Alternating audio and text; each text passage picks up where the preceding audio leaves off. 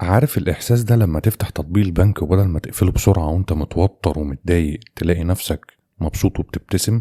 الإحساس اللي بتبطل فيه تحسب 1000 مرة قبل ما تشتري قهوة، أو تسأل نفسك هو لو اشتريت حاجات البيت دلوقتي هقضي باقي الأسبوع على الإندومي. في رقم معين لما توصله علاقتك بالفلوس بتتغير تماما، والرقم ده مش زي ما أغلب الناس فاكرة. معظم خبراء المال بيقولوا انك محتاج $1,000,000 علشان تحس انك غني، او ان ال6 ارقام هي الرقم السحري. بس الحقيقة في محطة اصغر من كده بكتير، ومع ذلك بتقلب حياتك المالية 180 درجة. الرقم ده هو $20,000. انا شريف وبقضي وقت طويل بفكر في الفلوس وفي علم النفس المالي، وليه ناس بتبني ثروة بسهولة وناس تفضل محبوسة في نفس الدوامة سنين طويلة. في الفيديو ده هتفهم ليه أول $20,000 هم أخطر نقطة تحول في حياتك المالية، وإزاي الرقم ده بيغير طريقة تفكيرك وقراراتك قبل ما يغير حسابك البنكي. وهتتعلم إزاي توصل للمرحلة اللي الفلوس تبدأ تشتغل معاك مش ضدك، وليه اللي يوصل للرقم ده نادرا ما يرجع تاني يعيش من مرتب لمرتب. خلينا في الأول نسأل سؤال مهم. لما تفكر في بناء الثروة بيجي في بالك إيه؟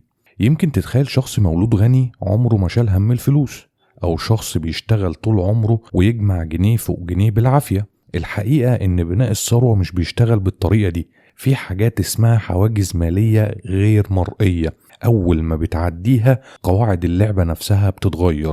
وأول وأهم حاجز هو $20,000. الرقم ده بيفصل بين ناس هتبني ثروة حقيقية وناس هتفضل عايشة من مرتب لمرتب طول عمرها. والمضحك هنا إن أغلب الناس مش عارفة إن الحاجز ده موجود أصلا. تخيل انك بتحاول تزق صخرة تقيلة على جبل. اصعب جزء هو البداية، بتتعب وبتعرق وبتلاقي التقدم ببطء جدا، وبتسأل نفسك هو ده اصلا ينفع؟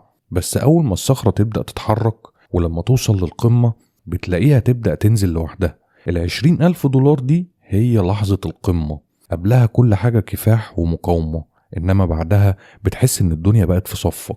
والغريب بقى ان التغيير مش بس في الارقام، التغيير الحقيقي بيحصل جوه دماغك. لما ما يكونش عندك مدخرات عقلك شغال على وضعية البقاء.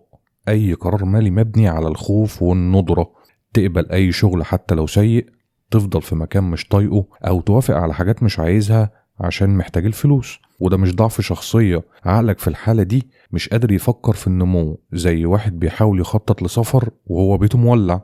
لكن أول ما بتعدي عتبة $20,000 حاجة غريبة بتحصل. السؤال هنا بيتغير من هكمل ازاي لآخر الشهر إلى ازاي أخلي الفلوس دي تكبر.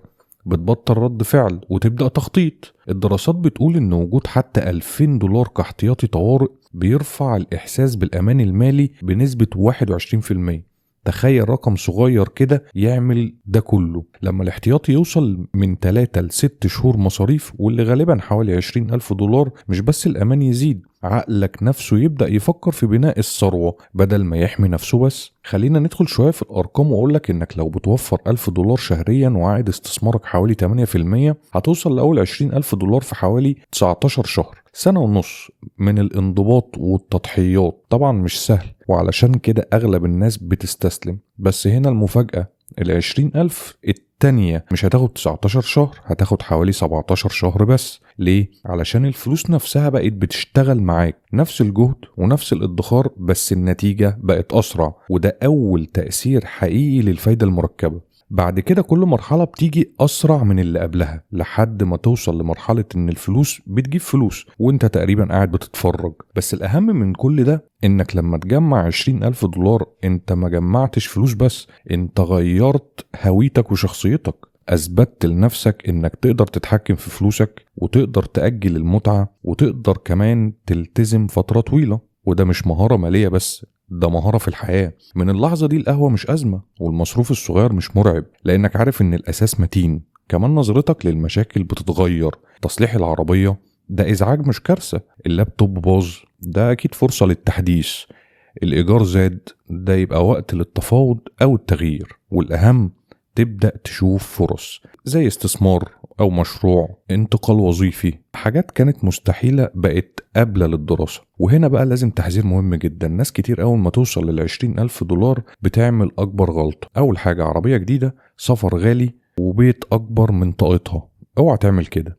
$20,000 دول مش مكافأة، دول الأساس. الفرق بين إنك تفضل دايما بتجري وإنك تبني ثروة حقيقية. العربية الجديدة شكلها حلو بس غالبا صاحبها قلقان، العربية القديمة صاحبها نايم ومرتاح. $20,000 دول مش هتخليك غني بين يوم وليلة، بس هتغير طريقة تفكيرك وقراراتك وحياتك كلها، من البقاء للنمو ومن رد الفعل للتخطيط. ابدأ النهاردة لأن مستقبلك مستني القرار ده منك. في فكرة منتشرة جدا بين الناس وبتمنعهم من التقدم ماليا من غير ما يحسوا، وهي ان الأثرياء عندهم عالم استثماري مختلف، عالم مغلق مليان فرص سرية وصناديق خاصة واستثمارات مش لينا، وكأن في بوابة سحرية بتفتح أول ما توصل لرقم معين، وساعتها بس تبدأ تبني ثروة حقيقية. الحقيقة إن الفكرة دي مريحة نفسيا لأنها بتدينا عذر جاهز، أنا مش غني عشان ما عنديش نفس الفرصة، لكن الواقع أبسط من كده بكتير وفي نفس الوقت صعب شوية. اللي بيحصل في مرحلة أول $20,000 مش إن الفرص بتتغير، لكن تأثير نفس الفرص بيتضاعف، نفس الاستثمار ونفس الأدوات بنفس المخاطرة، لكن النتيجة مختلفة تماما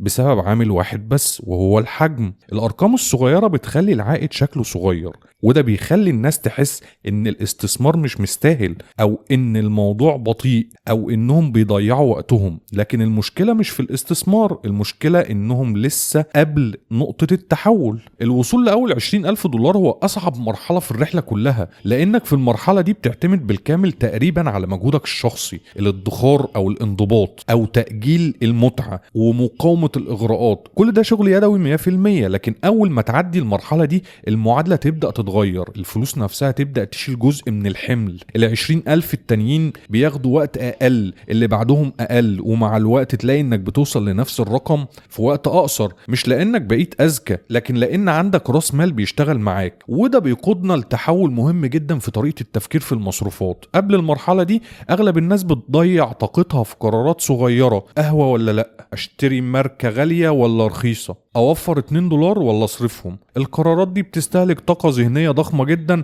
مع ان تأثيرها الحقيقي على الثروة محدود جدا.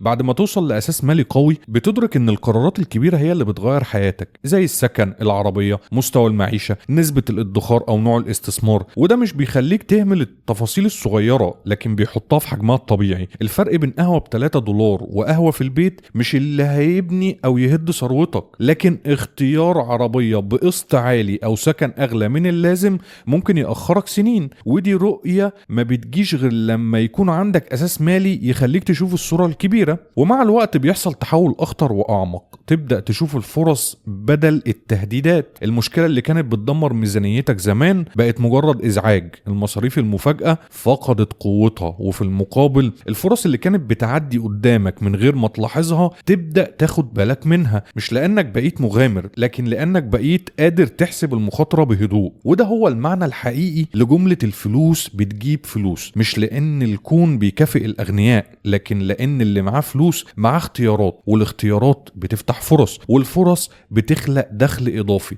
سلسلة منطقية جدا لكنها مش واضحة للي لسه تحت ضغط البقاء. لو الكلام ده لمس طريقة تفكيرك فانت المكان ده معمول ليك. قناة شريف يستثمر هنا مش بتوعدك بالثراء السريع، لكنها بتديك الفهم اللي يخليك تبني ثروة حقيقية على المدى الطويل. لو عايز تتعلم ازاي تتحكم في فلوسك بدل ما تفضل تجري وراها، اعمل اشتراك في القناة وفعل الجرس علشان توصلك الفيديوهات الجديدة اول ما تنزل. الرحلة طويلة بس لما تبدأ صح كل خطوة بعدها بتبقى اسهل.